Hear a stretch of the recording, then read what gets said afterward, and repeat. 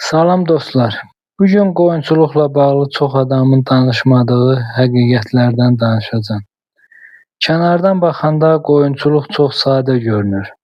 İnsanlar sürüyə baxır və fikirləşir ki, qoyunlar otlayır, çoxalır və sahibinə pul qazandırır.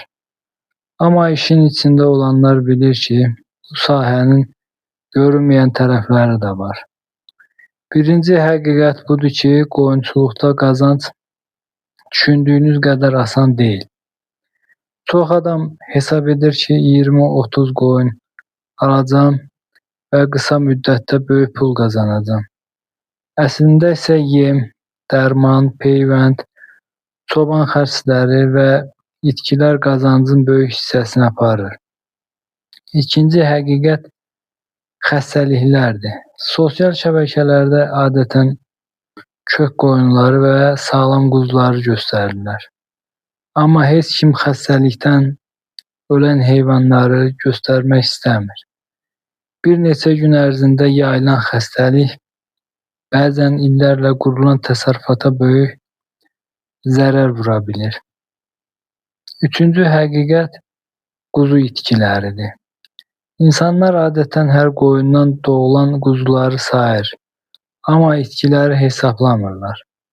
Bəzən zəif doğulan quzular yaşamır, bəzən ana qoyun balasına baxmır, bəzən də hava şəraiti problemlər yaradır. Dördüncü həqiqət yem xərcləridir. Xüsusilə qış aylarında qoyun saxlamaq düşündüyünüzdən daha bahalı ola bilər. Otun və qüvvətli yemin qiyməti qalxdıqca qazanc sözsüz ki azalır. Bir çox təsərrüfat sahibinin əsas problemi də məhz yem xərcləridir. Beşinci həqiqət odur ki, qoyunçuluq istirahət tanımır. İşə gedən adamın həftə sonu olur, məzuniyyəti olur. Amma qoyun saxlayan adam hər gün təsərrüfatına baxmalıdır. Bayram günü də, yağışlı havada da, qarda da olsa heyvanlara qulluq lazımdır. Altıncı həqiqət bazar qiymətləridir.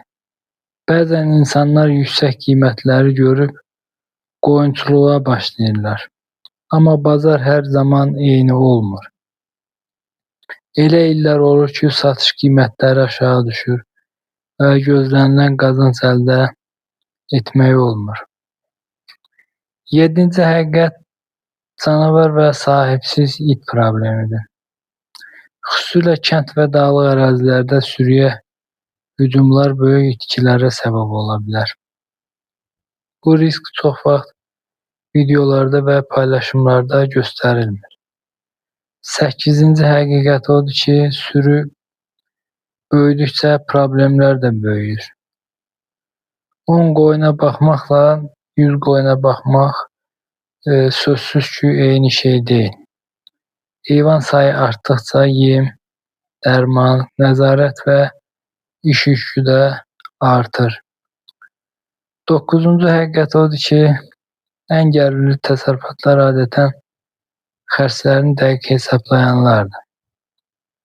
Uğurlu fermerlər hər qəpiyin hara xərcləndiyini bilir. Hesabsız işləyənlər isə çox vaxt qazandığını zənn etsə də ilin sonunda ciddi gəlir əldə etmir. 10-cu və ən vacib həqiqət isə budur ki, qoyunçuluqda səbir lazımdır. Bu iş bir neçə aya zəngin olmaq üçün deyil. Sürünü böyütmək, təcrübə toplamaq və sabit gəlir əldə etmək üçün illərlə işləmək lazımdır.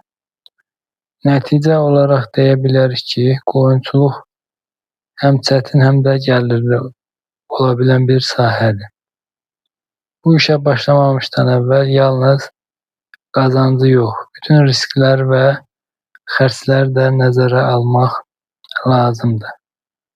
Həqiqətləri bilən və düzgün plan quran insanlar bu sahədə daha uğurlu olurlar.